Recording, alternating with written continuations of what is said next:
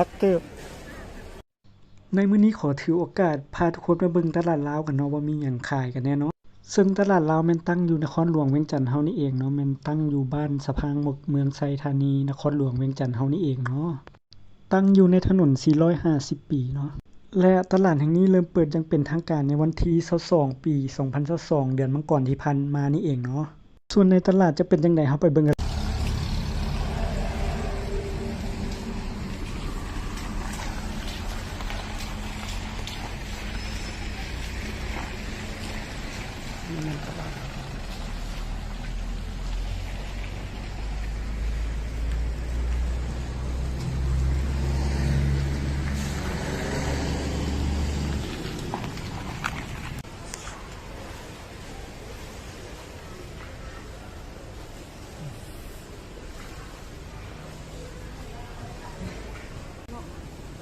น้องลง40โล40บาทแม่น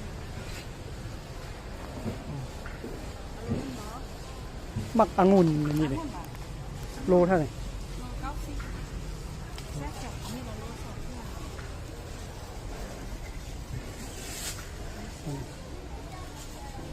ช่วงนี้เราเป็นแบบมันอยากนำไปไหนก็ทำลายน้ำก้อนแดงก้อนขาวก้อนสลีเนาะ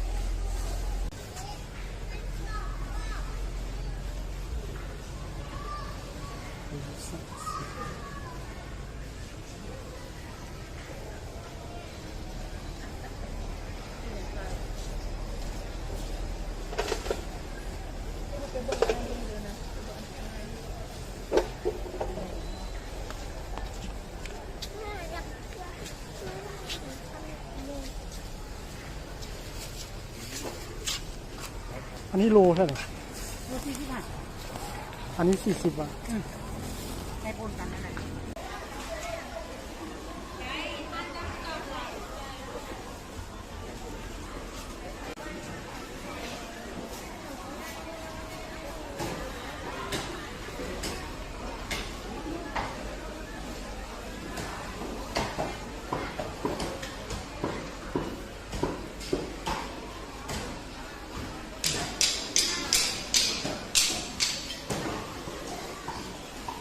ดูผ้าโคตรแรงเลย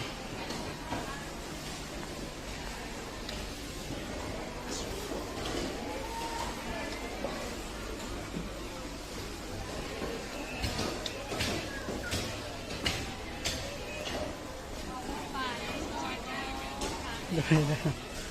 ถึงไม่น่าเลยขอถ่ายรูปเลยได้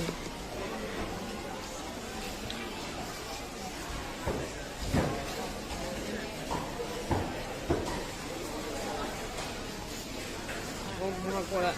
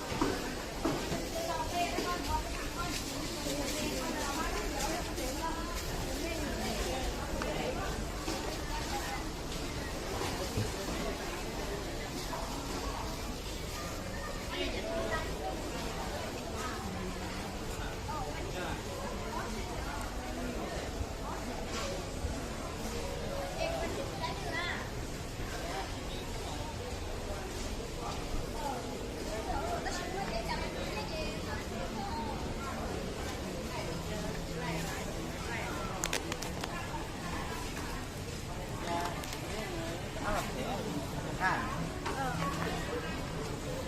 ลยอย่างมึงเหรอ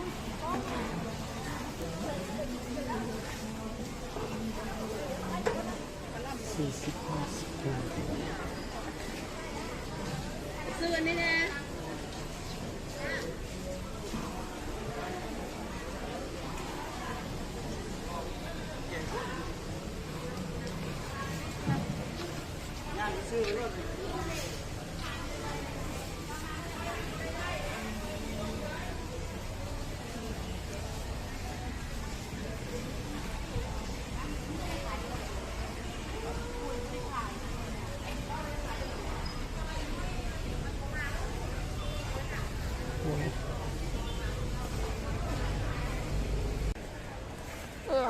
นักเติบมันฝรั่งเลยกันอันนี้